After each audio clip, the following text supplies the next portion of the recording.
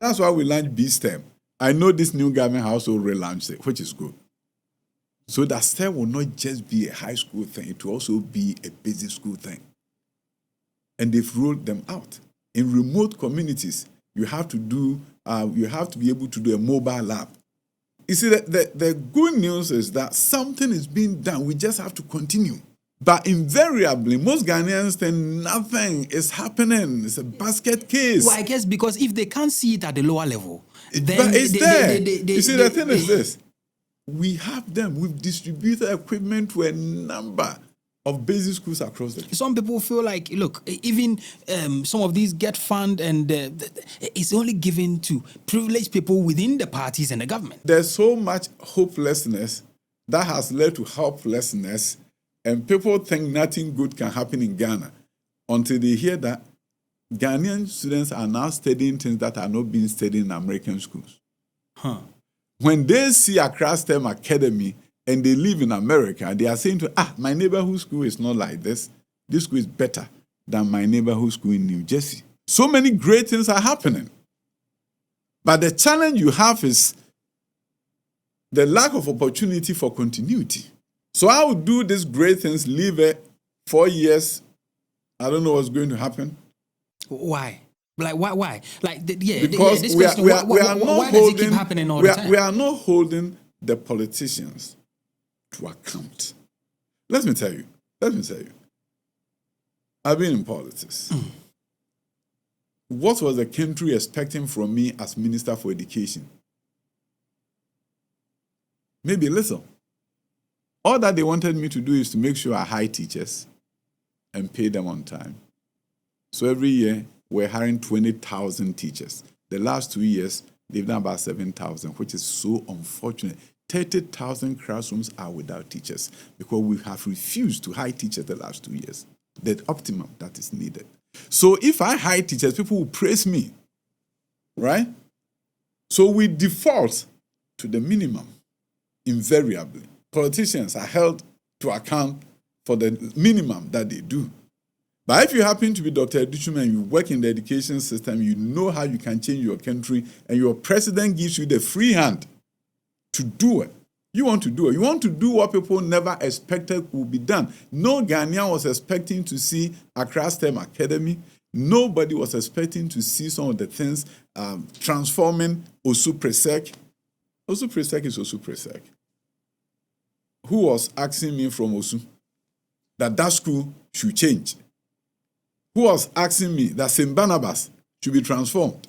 If you go and see how we transform the school and even change their uniform so that they can think differently. I gave a donation to the school to take the children on a field trip to Legon for them to see university for the first time coming out of Osu. Let's talk about the skills required to get jobs done in comparison to the degrees and the qualifications people hold from institutions in the country. Because most of the time, you get people who come out. As a matter of fact, there was a young chap I worked with in London in my business. And when he came in, he had studied computer science. Mm-hmm. He didn't know what MySQL was. No. He was clueless. Why?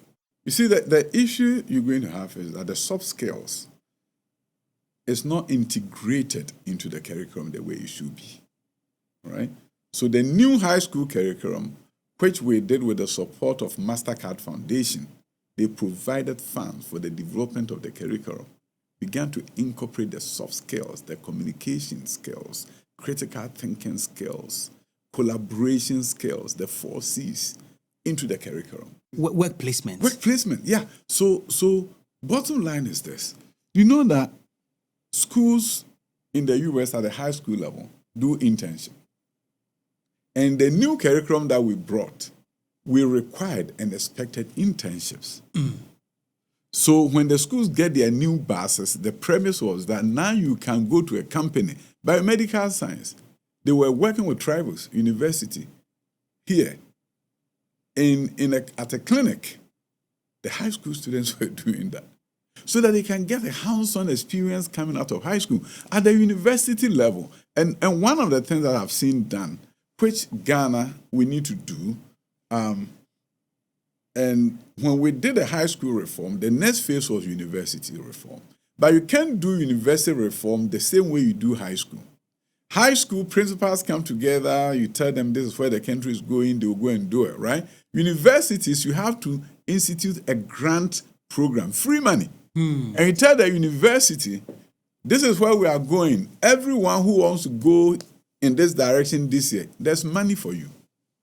That is how you change university education. It's not directive. If you are riding on your high horse, you are the minister for education, Ghanaian universities are going to do this, it will not be done.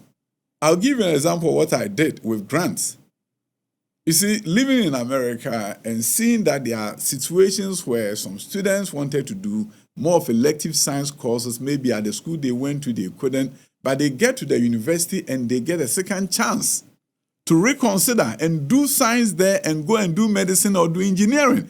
But Ghana, what was happening in this country is that after high school, dead end.